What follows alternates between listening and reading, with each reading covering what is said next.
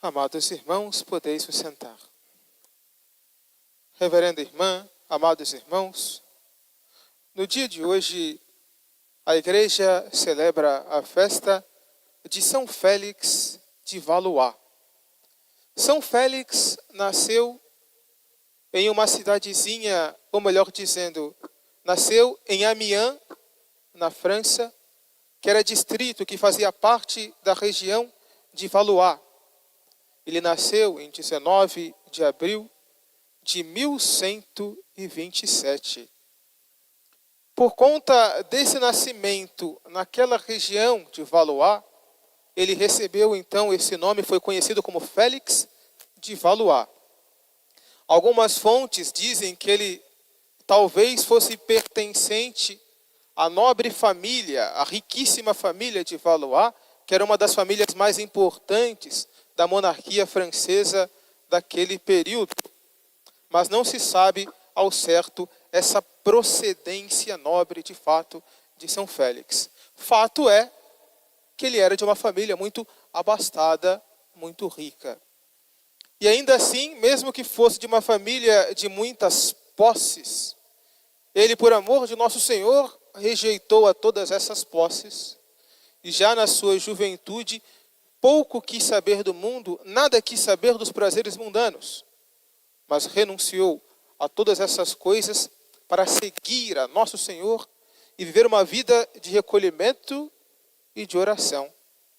Foi por isso que ele foi então viver como eremita na floresta de Galeresse e viveu nessa floresta por volta de 60 anos de sua vida. Era então um piedoso sacerdote que vivia uma vida eremítica, portanto, solitário na sua cela, vivendo então separado do mundo, vivendo só para Deus e para a vida de oração. Por conta das suas penitências, por conta da sua vida de piedade, a sua fama se espalhou por toda aquela região. E toda a população que ele era vizinha tinha por ele grande consideração e consideravam-no já em vida um grande santo. Foi então que teve conhecimento dessa vida de Félix de Valois um outro homem muito santo, muito piedoso, que foi João da Mata, São João da Mata. Ambos então, se conhecendo, passaram a viver uma vida de comunidade. E então, num determinado dia, São Félix estava celebrando a Santa Missa. Na hora da consagração, ele levou a hóstia consagrada e teve então uma visão de Nosso Senhor junto de 2 cristãos cativos. Junto de 2 cristãos que estavam escravizados pelos muçulmanos que naquela época dominavam boa parte da Europa, ali na região da Espanha e de Portugal, a Península Ibérica. Naquele momento que ele teve então essa visão de Nosso Senhor, ele teve então um propósito: edificar, fundar uma ordem cujo objetivo seria trabalhar na redenção daqueles que eram escravos dos muçulmanos.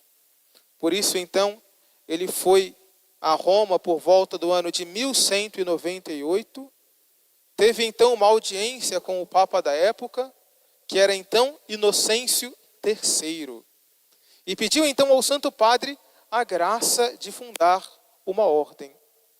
O Papa então consentiu, deu a autorização para essa ordem, que foi fundada então logo depois, e ficou conhecida como a Ordem da Santíssima Trindade da Redenção dos Cativos, que tinha então essa missão especial: trabalhar na libertação dos cristãos escravizados pelos pagãos.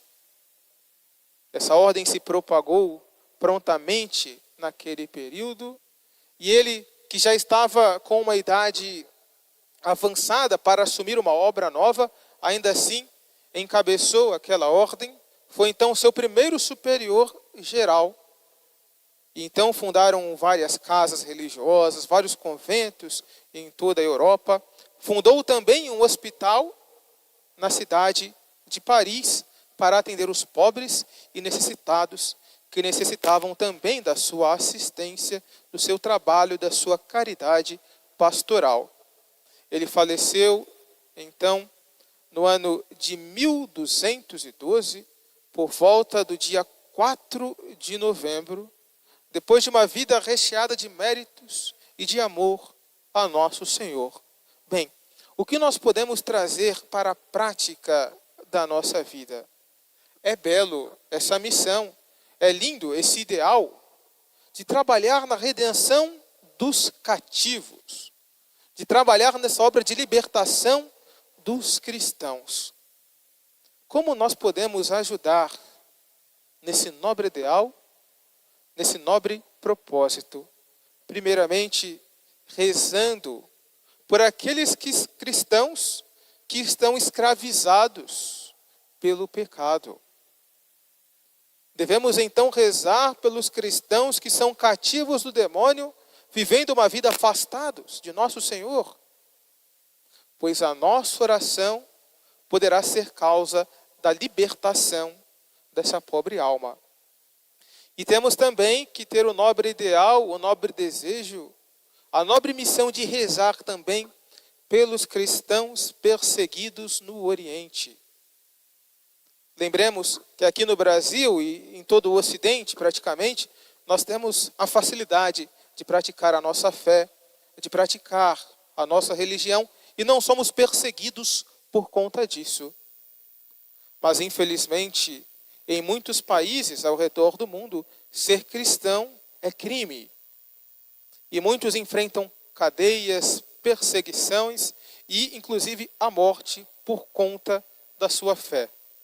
Então, busquemos também, com as nossas orações, irmos ao encontro dessas almas, para também conseguirmos para elas a perseverança na graça de Deus, na fé que o próprio Jesus lhes concedeu. Então, busquemos também nós trabalhar, tanto quanto pudermos, na redenção dos cativos do nosso tempo. Louvado seja nosso Senhor Jesus Cristo. Para sempre seja louvado. Querida Mãe Virgem Maria, Fazei que eu salve a minha alma.